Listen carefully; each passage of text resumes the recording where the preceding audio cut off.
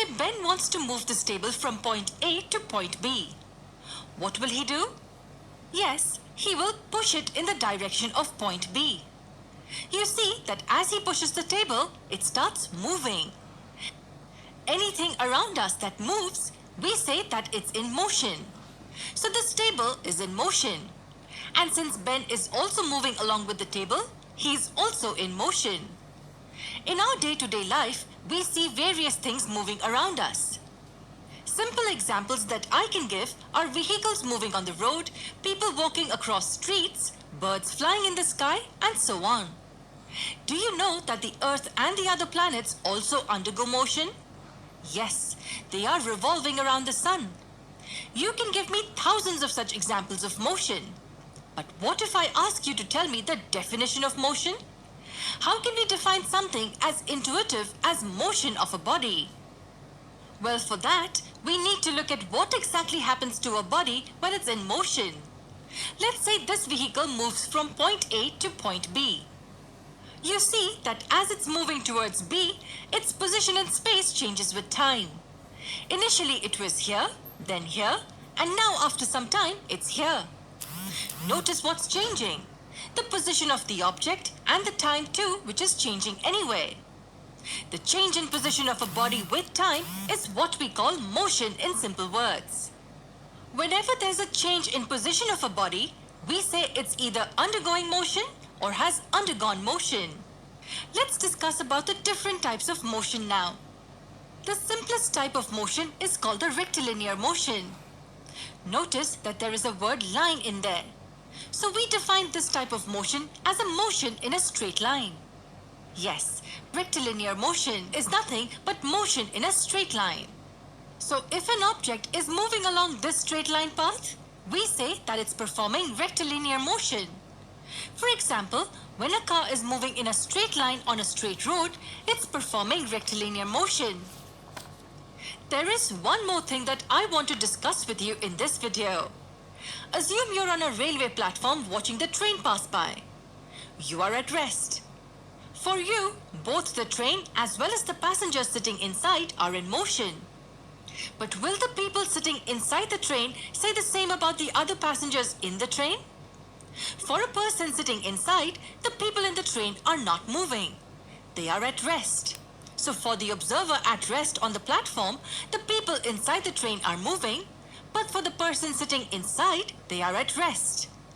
What does this tell us? This means that the motion of any object is relative to the observer. For different observers, the motion may be different. We will learn more about this in higher grades. In this video, we understood the definition of motion. We also discussed one of the types of motion called rectilinear motion. In the next video, we will see a few others. We also saw one type of motion called a rectilinear motion. It's nothing but straight line motion. In this type of motion, the path of a moving object is a straight line. But what if the path of a moving object is circular? Yes, you guessed it correctly. If an object is moving in circles, it's undergoing circular motion. More accurately, it's defined as the motion of an object along the circumference of a circle.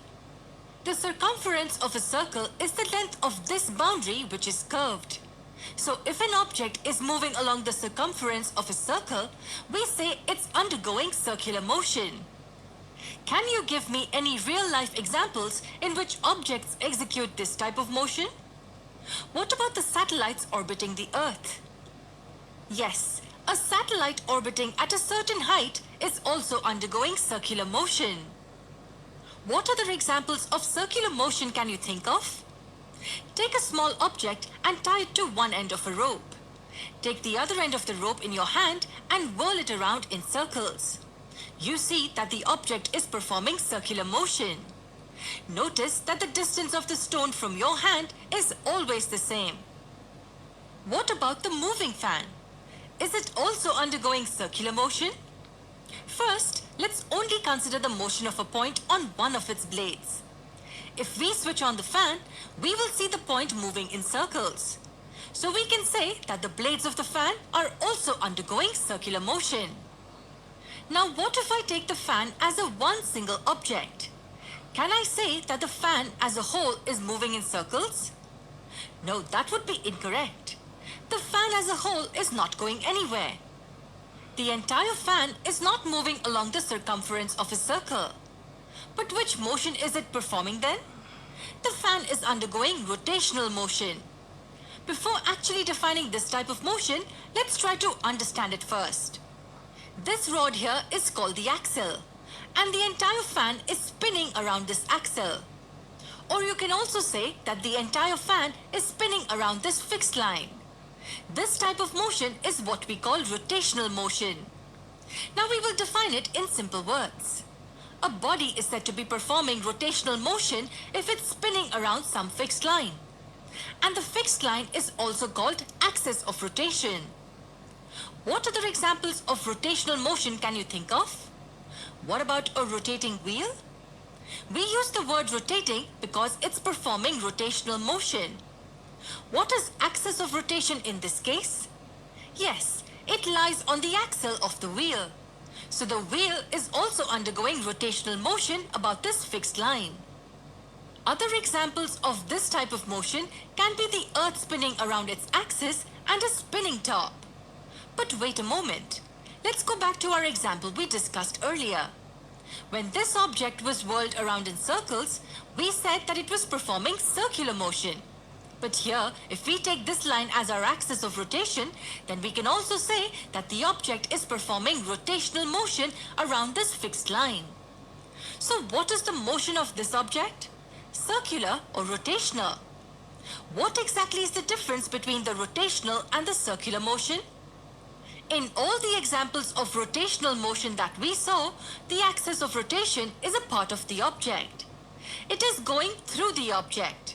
But in this case, the axis of rotation is not passing through the object. It's totally separate from the object. Hence, we don't call this motion as rotational motion. This is circular motion and not rotational. So this is the difference between circular and rotational motion. If a body moves along the circumference of a circle, we say that it's performing circular motion. And if the body is spinning around the fixed line called the axis of rotation, and if that axis of rotation passes through the body, we say that it's undergoing rotational motion. In the next video, we will see one more type of motion,